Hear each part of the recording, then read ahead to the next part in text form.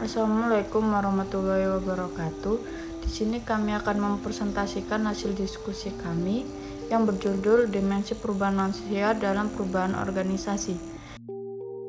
Dimensi perubahan manusia dalam perubahan organisasi, pada dasarnya, semua perubahan manusia dalam perubahan organisasi mengarah pada peningkatan efektivitas organisasi yang bertujuan untuk mengupayakan perbaikan kemampuan organisasi dalam menyesuaikan diri terhadap perubahan lingkungan dan perubahan organisasi. Robbins 2006-763. Robbins menyatakan, perubahan organisasi dapat dilakukan pada struktur yang mencakup strategi dan sistem, teknologi, penataan fisik, dan sumber daya manusia.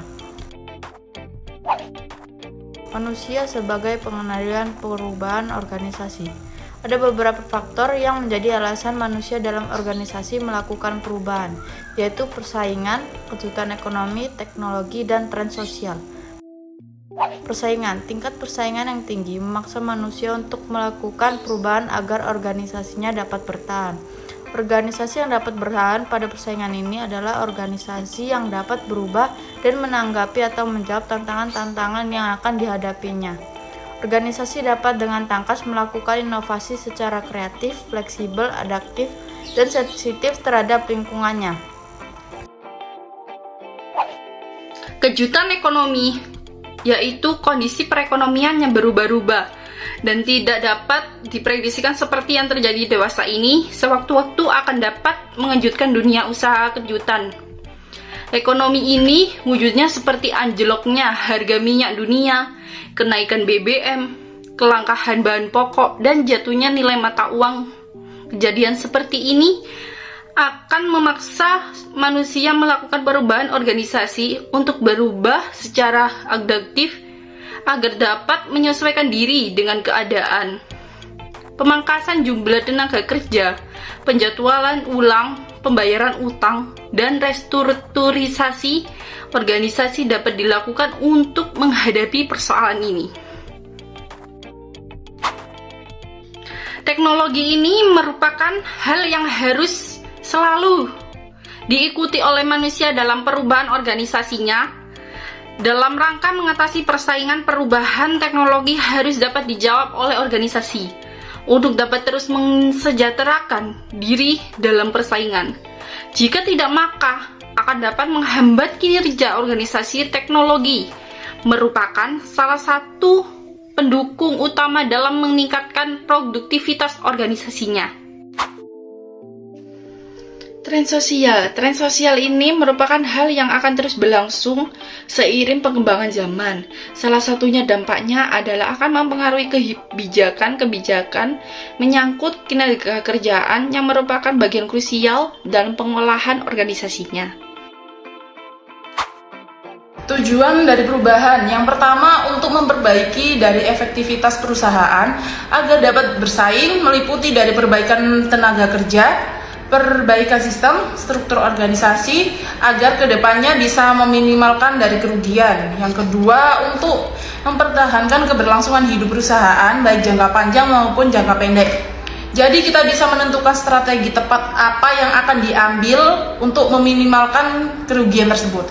Yang ketiga, untuk menyesuaikan diri dengan perubahan yang terjadi di lingkungan eksternal seperti sikap tenaga kerja, perubahan teknologi, strategi korporasi, perubahan pasar, peraturan, hukum, kebijakan pemerintah, dan lain-lain.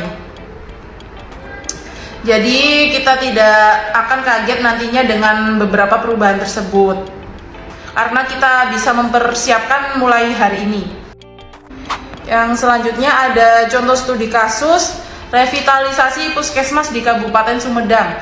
Di Kabupaten Sumedang, perubahan pada penyelenggaraan puskesmas di era reformasi otonomi daerah terjadi sejak tahun 2001 yang ditandai dengan perubahan organisasi puskesmas menjadi unit pelaksanaan teknis daerah atau UPTD. Berdasarkan laporan kinerja puskesmas yang belum sesuai harapan, terdapat indikasi adanya permasalahan dalam pelaksanaan revitalisasi puskesmas di Kabupaten Sumedang.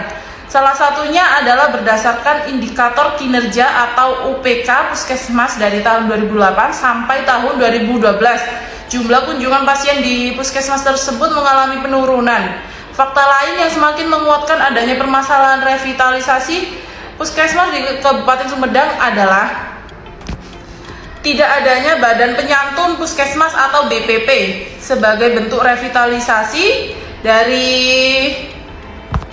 asas pemberdayaan masyarakat yang dilakukan oleh puskesmas. Selanjutnya ada problem solving.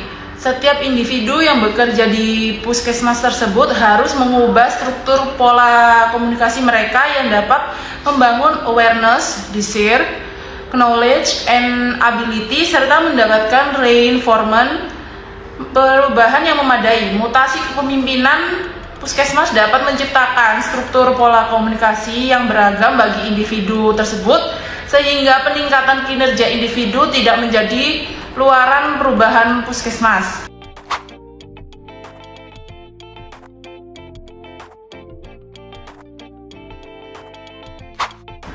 Sekian presentasi dari kelompok kami. Apabila ada salah kata atau perbuatan yang kurang berkenan di hati kawan-kawan, saya mohon maaf yang sebesar-besarnya. Saya akhiri. Wassalamualaikum warahmatullahi wabarakatuh.